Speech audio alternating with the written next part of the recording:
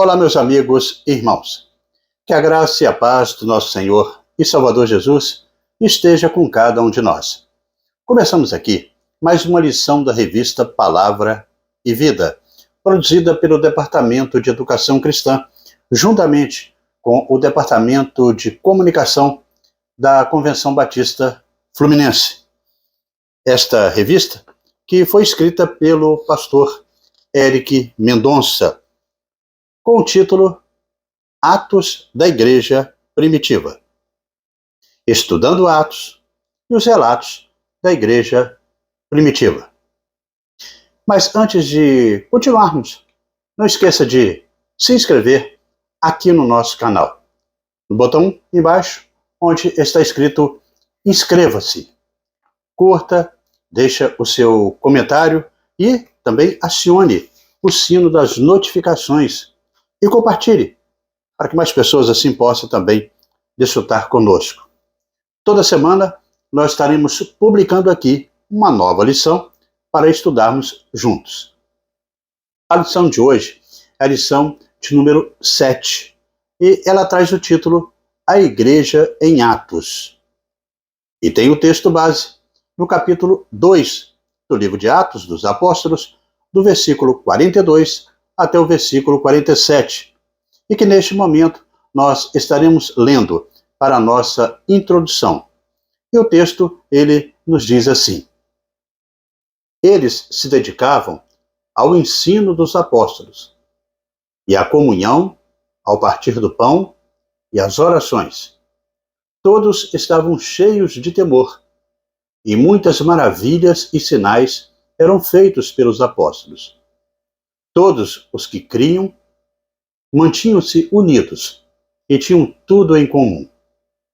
Vendendo suas propriedades e bens, distribuíam a cada um conforme a sua necessidade.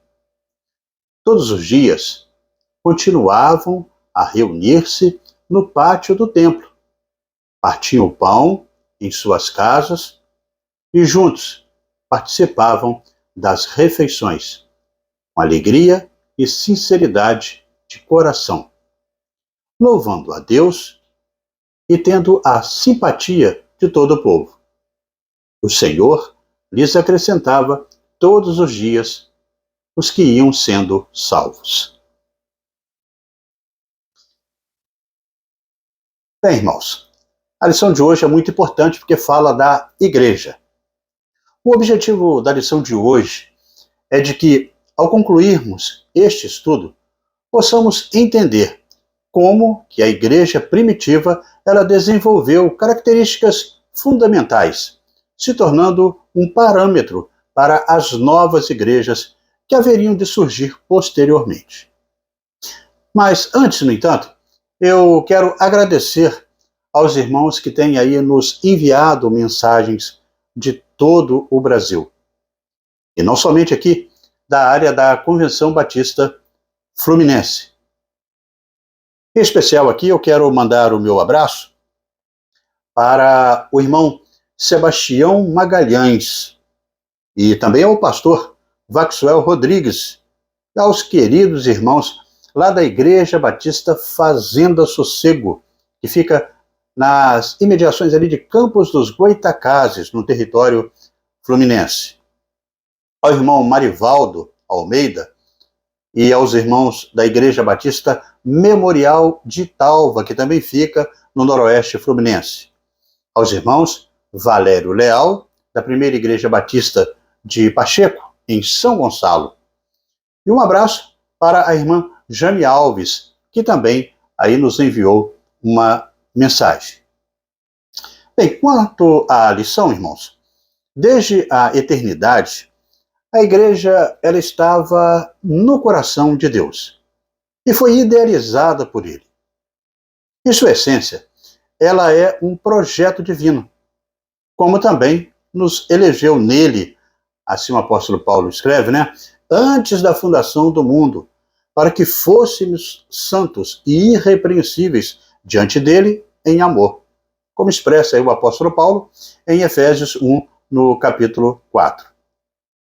Também na sua carta aos Efésios, o apóstolo Paulo ele fala de um mistério que estava oculto em Efésios 3, no versículo de 3 a 6. Esse mistério que fora revelado era exatamente a igreja. Na mente de Deus, portanto, a igreja já existia. O amor de Deus fez com que ele provesse um plano para salvar o homem caído. Assim, Cristo ele amou a igreja e se entregou por ela. Efésios 5, 25 assim relata. Desta forma, uma rápida leitura do Novo Testamento é o suficiente para percebermos o que a igreja é de fato e que importância ela tem. Para os apóstolos e os primeiros cristãos, a igreja era relevante. Paulo, por exemplo, ele a dominou de coluna e firmeza da verdade, em 1 Timóteo 3,15. E Pedro a chamou de geração eleita, 1 Pedro 2,9. Neste tópico, nós mostraremos aí o que a Bíblia, ela de fato revela sobre a Igreja de Deus. Veremos que a eclésia, a Igreja de Deus, longe de ser meramente aí uma associação de pessoas, é uma instituição divina.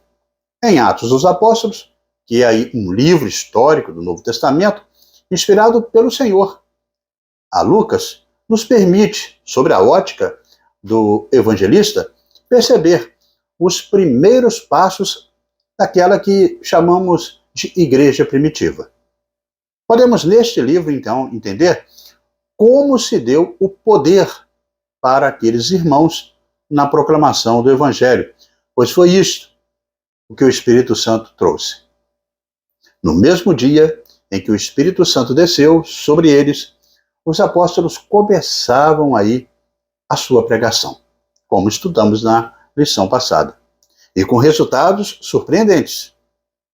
Era o método de Deus de transmitir o Evangelho para toda criatura, para assim iniciar a sua igreja. As boas novas daquilo que Cristo realizara pelos homens pecadores, na sua morte, na sua ressurreição, na sua ascensão ao céu e na sua glorificação. Mas os irmãos poderiam perguntar: como foi formada essa igreja no seu início? Quais eram as ênfases dadas pelos apóstolos? O sermão de Pedro é um interesse aí tão grande daqueles ouvintes pela mensagem, a tal ponto que eles rapidamente inquiriram acerca de que atitude eles deveriam tomar no seu caso a partir dali. O que havia no sermão que os tivesse aí emocionado? Seriam sentimentos de culpa acerca da crucificação de Jesus? Ou seria a ameaça do dia do Senhor na profecia de Joel? Lucas não nos esclarece este assunto. No entanto, a conclamação do apóstolo Pedro ao arrependimento parece sugerir que o povo queria saber como escapar ao terrível julgamento associado ao dia do Senhor. E queria também uma certeza de perdão para os seus feitos horríveis. Bem, irmãos, talvez eles crescem que o fim dos tempos havia chegado naquele momento, como dissera Pedro. Desta forma, é de suma importância que estudemos este início da Igreja de Cristo para analisar o que temos feito hoje e para onde devemos ir como a Igreja do Senhor. Assim, nesta lição, nós daremos atenção a esta temática. E eles perseveravam. Aqueles que creram e foram batizados não se encaminharam para direções diferentes. Eles sentiam a necessidade de mais instrução, de mais ensinamento. Os apóstolos eram capazes de lhes narrar tudo o que sabiam a respeito da vida, dos atos e ensinos de Jesus. Eles também continuaram na comunhão. Isso não significava simples associação de pessoas com os apóstolos e outros discípulos também. Esta palavra tinha um significado particular na cristandade primitiva. Incluía o fato de terem bens em comum. A eclésia. Que Deus nos ensine a amar a sua igreja todos os dias. E dessa maneira, irmãos, chegamos ao primeiro tópico da lição de hoje, e que traz o título O Espírito Santo e a Igreja. O Espírito Santo e a Igreja. É característico de Lucas resumir ocasionalmente a situação da comunidade em vários estágios de desenvolvimento. Dos versículos 43 até o 47, que é o base da nossa lição, nós estaremos defrontando com o primeiro desses 9 relatos aí sumários. Após a manifestação permanente do Espírito Santo na igreja primitiva, durante a sua missão de espalhar o evangelho, algumas características distintas surgiram. É crucial entender que a missão da igreja e a preservação do Espírito Santo estão intrinsecamente ligadas. A comunidade cristã judaica possuía um forte sentimento de compartilhamento. Eles estavam ligados a um Senhor comum. Eles participavam de uma experiência comum. Levados pela comunhão desse relacionamento bastante íntimo, eles compartilhavam o que tinham. E assim, podemos aprender que uma igreja sem missão, ela não vai estar cumprindo aí o seu propósito. Assim como uma igreja sem atuação do Espírito Santo, ela não pode ser considerada como tal. O resultado da pregação e do testemunho seria o arrependimento. A remissão dos pecados e a recepção aí do dom do Espírito Santo. A recepção do Espírito Santo não depende do batismo, mas posteriormente deve seguir o batismo, que é o sinal exterior e também visível de um espírito penitente, daquele que aceitou a Jesus como seu Salvador, o projeto de Deus para a sua salvação. Na igreja primitiva, os convertidos, eles eram batizados sem delongas. Assim, o batismo e a recepção do Espírito eram praticamente simultâneos com a conversão. Para capacitar a igreja e cumprir a sua missão, o Espírito Santo ele concedeu dons espirituais, que, fortalecendo aí o corpo de Cristo e mantendo unido e firme no ensino de Jesus toda aquela comunidade. Esses dons, eles capacitam os servos do Senhor para o serviço, como destacado por Paulo, ao afirmar que a manifestação do Espírito é concedida a cada um, visando a um fim proveitoso. Ele diz isso na primeira carta aos Coríntios, no capítulo 12, no versículo 7. Nós dependemos do Senhor, que opera através do seu Espírito em nós, para o serviço na igreja. Como vimos na última lição, como a igreja pode aí pregar a palavra e gerar transformação sem a obra do Espírito Santo? Isso é impossível. Essa nova era de bênçãos messiânicas, explicou aí Pedro, concederia o Espírito Santo não apenas aos líderes, tais como profetas, sacerdotes e reis, mas sobre todos os que se arrependessem, sobre os seus descendentes e até sobre os de fora da família de Israel, a todos quantos Deus chamasse para a salvação. Então, desde a pregação até o investimento em missões, tudo é guiado pela palavra iluminada pelo Espírito Santo. Jesus, ele prometeu aos discípulos poder para testemunhar antes de ascender ao céu. Mas apenas quando o Espírito Santo desceu sobre eles foram capacitados para a missão global a partir de Jerusalém, como está relatado em Atos 1, no versículo 8. Embora cada discípulo tenha suas próprias características pessoais e físicas, a capacitação divina impulsionou a missão, tornando-o eficaz ao longo dos tempos. E assim chegamos ao segundo tópico da nossa lição, a lição dessa semana, e que traz o título Comunhão, Unidade, Oração. Comunhão, Unidade, Oração. Agora, Lucas vai dar um pequeno resumo da vida e caráter da primeira comunidade cristã, movida pelo Espírito Santo. Eles viviam em íntima comunhão, em unidade e em oração. Os ensinamentos do Senhor, com a proclamação de sua vida, morte e ressurreição, mas o seu significado para a salvação do homem. Estes eram os ensinamentos da tradição de autoridade na igreja primitiva e mais tarde foram também incluídos em nosso Novo Testamento, na palavra de Deus que nós temos hoje. Era o Espírito Santo gerando na igreja de Cristo a unidade e a comunhão daquela comunidade. Aqueles irmãos primitivos encontravam deleite em terem comunhão uns com os outros. O termo grego para comunhão, citado em Atos 2, no versículo 42, é koinonia.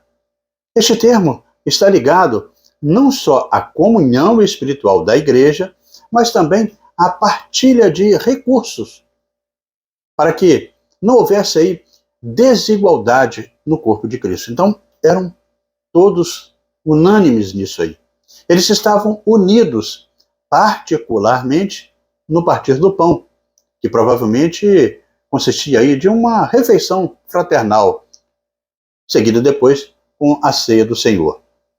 E em regulares períodos de oração em conjunto.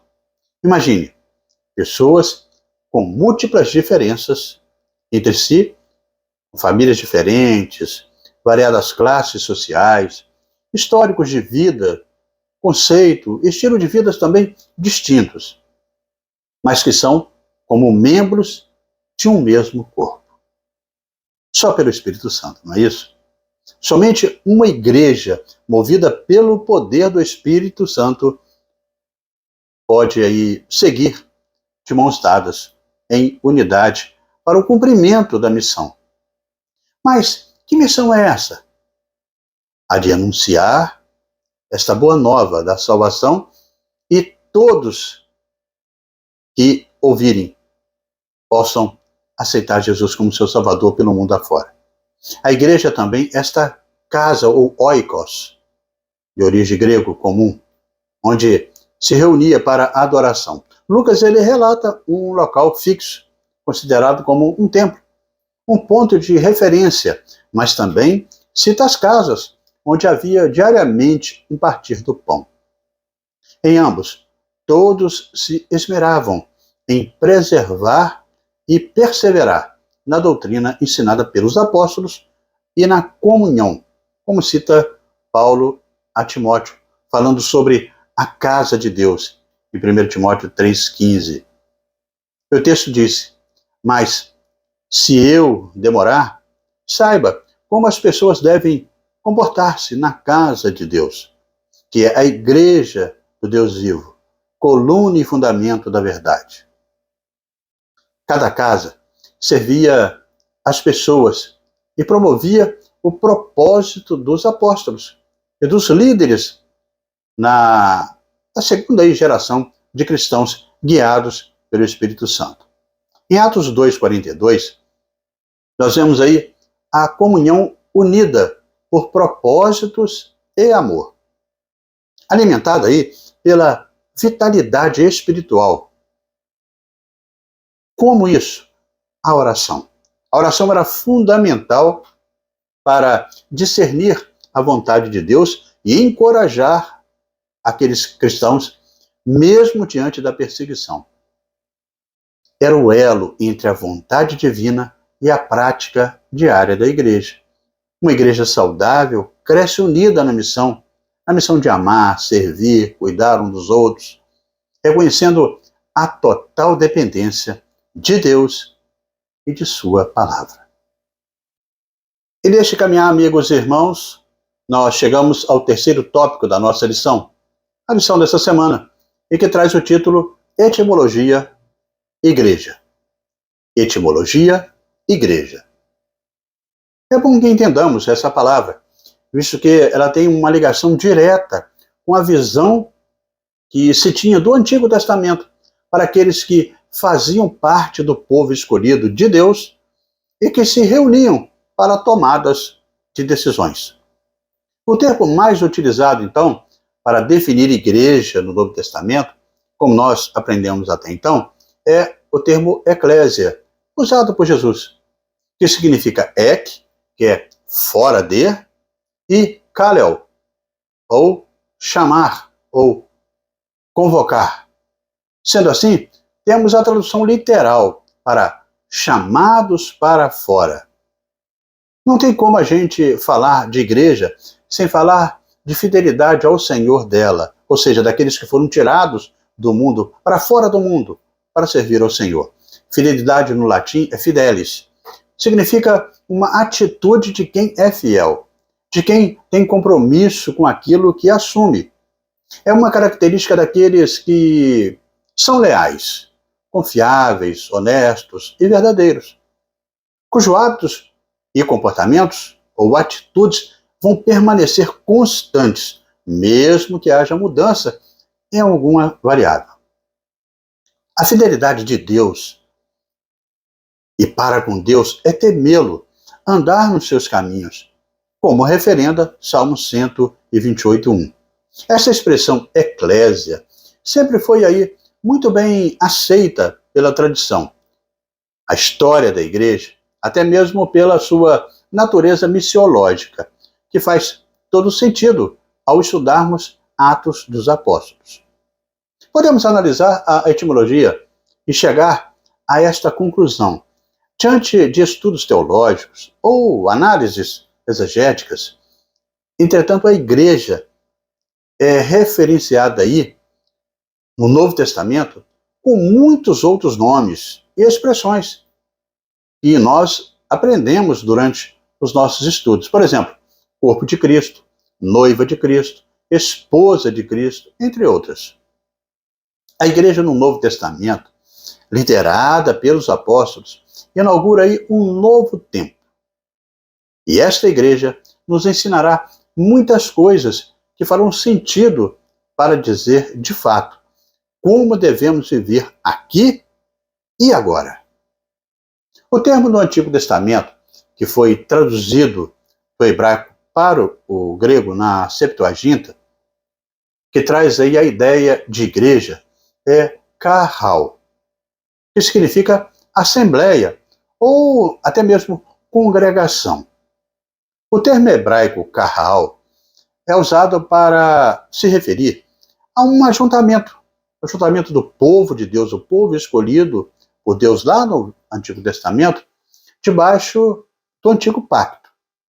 Neste aspecto, o seu uso é o de uma convocação para uma assembleia ou um ato de reunir-se em assembleia. Desta forma, kahal é descrito como o povo reunido. Está lá em Deuteronômio 4:10. Também como congregação do povo, em Juízes, no capítulo 20, no versículo 2. Como multidão, em 1 Samuel, no primeiro livro de Samuel 17, no versículo 47. Congregação, 1 Reis 8:22. Também congregação de Israel, 1 Crônicas 13:2. E grande ajuntamento em Neemias 5:7. O termo kahal, portanto, no contexto do Antigo Testamento, se refere a Israel étnico, uma nação que se juntava ou reunia tanto com fins para cultuar ou decidir sobre uma missão dada por Deus. Lucas, sendo grego, provavelmente teve acesso à Septuaginta, uma tradução do Antigo Testamento feita durante o período helenístico por 72 sábios de Israel, que foram escolhidos a pedido do rei do Egito. Paulo também ele faz referências à Septuaginta em suas cartas. A palavra igreja, usada por Lucas em Atos, incorpora aí o sentido de ser igreja, tanto chamado para fora, como eclésia, quanto como uma assembleia para tomar decisões importantes, principalmente quanto à missão dada por Deus. Outra prova do uso constante da Septuaginta nas primeiras comunidades cristãs é o uso da palavra doxa, que significa opinião, mas que foi traduzida na Septuaginta e ganhou mais um significado, passado a ser traduzido como glória, conforme afirma aí os escritos da Sociedade Bíblica do Brasil. Bem, irmãos, o termo grego, eclésia, se refere então à igreja cristã. Contudo, no contexto neotestamentário, o seu sentido ele diferirá do que lhe é dado no Antigo Testamento, tanto na forma como na função. Não é apenas uma raça ou nação, um povo somente, que foram aí comprados pelo sangue de Cristo. Assim destaca Efésios 3:6, Atos 20:28 e também Apocalipse 5:9. A igreja é para todo mundo. Assim, o sentido do Novo Testamento é majoritariamente sacro, isto é, de uma assembleia de crentes que se ajuntaram para adorar a Deus, como destaca Atos 12:5 e também Atos 13:1. Não é apenas um ajuntamento de pessoas, mas uma assembleia de crentes regenerados, que se reúnem para adorar a Deus. Regenerados aonde? Em Cristo Jesus. Jesus, por exemplo, usou o termo eclésia, com um sentido exclusivo, o povo adquirido pelo seu sangue, de acordo com Mateus, no capítulo 16, no versículo 18. Desta forma, o uso paulino de eclésia nas suas epístolas designa sempre a comunidade das pessoas que foram salvos em Jesus. Assim vemos Paulo saudando a igreja em 1 Coríntios 1:2. Vemos também o apóstolo ensinando as igrejas em 1 Coríntios 7:17. O mesmo apóstolo disciplinando o uso dos dons na adoração da igreja em 1 Coríntios 14. E dando diretrizes à igreja em 1 Coríntios 16:1. E assim chegamos, irmãos, à conclusão da lição desta semana da revista Palavra e Vida. Bem, ao concluirmos, nós precisamos olhar as expressões citadas de maneira figurada e não literal. E senão limitaremos aí a igreja a um espaço físico e temporal. A igreja tanto é física, pois é formada por pessoas, mas é também de caráter espiritual, pois é o corpo de Cristo. Só faz parte da igreja, corpo de Cristo, quem é regenerado, justificado, santificado pelo Senhor e selado pelo Espírito Santo. Aqui é muito importante a gente afirmar que a natureza da igreja é celestial, pois não nos congregamos a ela por mera vontade humana, mas pela obra de Cristo na cruz, mediante o arrependimento e a fé, pela força do Espírito Santo. A igreja, ela é o organismo vivo, impulsionada para cumprir a missão que Jesus deixou para ela. Além disso, ela promove um ambiente de adoração, onde o povo de Deus se reúne para render glórias ao seu santo nome. Jesus, ele fundou a igreja. Amemos aquilo que Jesus criou. Zelemos por aquilo que Jesus pôs diante de nós e carrega a marca de ser comprado ao seu corpo, sendo ele mesmo a cabeça, como está relatado em Colossenses 1,18. A luta da igreja primitiva era contra o pecado. E isso não mudou quanto à igreja de hoje. Nada arruína mais depressa a vida espiritual de uma comunidade do que permitir que os pecados permaneçam sem ser tratados como deveriam. Nós lemos na Bíblia, quando Acã ele desobedeceu a Deus, toda aquela comunidade sofreu as consequências. Nossos pecados, aqueles que não são confessados, arrependidos, se constituem em um tropeço espiritual que entristece o Espírito Santo de Deus e acaba envenenando os bons costumes e a fé. A igreja, ela foi chamada para fora do mundo e assim se tornar a noiva do Senhor Jesus. A igreja, ela é a família de Deus, comprada com o sangue de Cristo e selada com o Espírito Santo. Então, irmãos, desta forma, nós entendemos que a igreja ela é composta daqueles que nasceram de novo pelo Espírito Santo e foram conduzidos a uma fé pessoal, salvífica no Senhor Jesus Cristo. Ser membro de uma igreja de Cristo não se baseia no acidente, nem no privilégio do nascimento num país cristão ou numa família cristã. Os membros da igreja devem ser regenerados e, biblicamente, batizados de acordo com o que nos diz a palavra de Deus no Novo Testamento. Em Mateus, no capítulo 3, no versículo 5 e também no versículo 6, quanto ao arrependimento para serem batizados, o evangelista ele relata assim: a ele vinha gente de Jerusalém, de toda a Judéia e de toda a região ao redor do Jordão, confessando os seus pecados. Eram batizados por ele no Rio Jordão, falando de João, o Batista. Em Atos 2, 38 e 41, diz no versículo 38, Pedro respondeu: arrependam-se e cada um de vocês sejam batizados em nome de Jesus Cristo, para perdão dos seus pecados, e receberão o dom do Espírito Santo. No versículo 41, o próprio autor, ele registra que os que aceitaram a mensagem foram batizados. E naquele dia houve um acréscimo de cerca de 3.000 pessoas. Era a Igreja de Cristo, assim, nascendo. E assim chegamos ao nosso momento para pensar e agir, com as 3 reflexões propostas pelo pastor Eric Mendonça.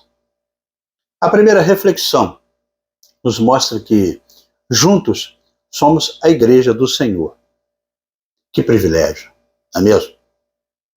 Agora, qual o valor que temos nos dado aí para a nossa comunhão com esta igreja? A segunda reflexão proposta pelo pastor Eric Mendonça é de que percebemos que a igreja era igreja dentro e fora das 4 paredes do templo. Como é conosco hoje a nossa igreja? O que pode ser feito para que esta dupla ação, dentro e fora, numa missão que ande mais equilibrada aí para fazer a vontade de Deus? A terceira e última reflexão nos indaga de qual é o nosso papel nessa missão movida pelo Espírito Santo, já que somos nós que recebemos de Deus pelo menos um dom para a edificação e capacitação da sua igreja. Bem, irmãos, o Espírito Santo é aquele que deve conduzir-nos na nossa fidelidade, no nosso trabalho na igreja, no nosso trabalho para Deus e também nos seus conceitos. Este é o fruto do novo nascimento. Após a experiência de um novo nascimento, o Espírito ele começa a produzir em nós várias qualidades que vão fazendo parte do nosso caráter à medida que andarmos em Espírito. Dessa maneira, passamos a ser moldados pelo Espírito Santo para uma vida diferente e abandonarmos as coisas da ignorância de antigamente. O caráter de Cristo, ele começa a ser revelado em nós e na igreja. E automaticamente nós vamos deixando a nossa velha natureza. É um dos atributos de Deus que nós devemos nos espelhar e vestir-nos dessa roupagem, pois Deus quer que sejamos fiéis em tudo. É uma obrigação do cristão, que foi lavado e remido no sangue do Cordeiro. Então, irmãos, a Igreja de Cristo, ela é o local onde nós estamos servindo ao Senhor, nessa missão magnífica que foi nos dada por Jesus, que é levar o Evangelho a toda criatura, batizando em nome do Pai, do Filho e do Espírito Santo e ensinando aquilo que deve ser feito, aquilo que deve ser ensinado segundo os ensinos dados por Jesus aos apóstolos. E assim, amigos e irmãos, terminamos mais uma lição da revista Palavra e Vida. Mas antes de você sair, convido você a se inscrever no nosso canal, no botão aqui embaixo, onde está escrito inscreva-se. Curta, deixe o seu comentário, acione aí o sino das notificações e compartilhe para que mais pessoas também possam desfrutar do conteúdo para a aprendizagem da Palavra de Deus. Na próxima semana, nós estaremos estudando aí a nossa 8ª lição, e que tem o título Características das Primeiras Igrejas. Características das Primeiras Igrejas. E nós estaremos publicando aqui esta nova lição, se Deus assim nos permitir. Amém?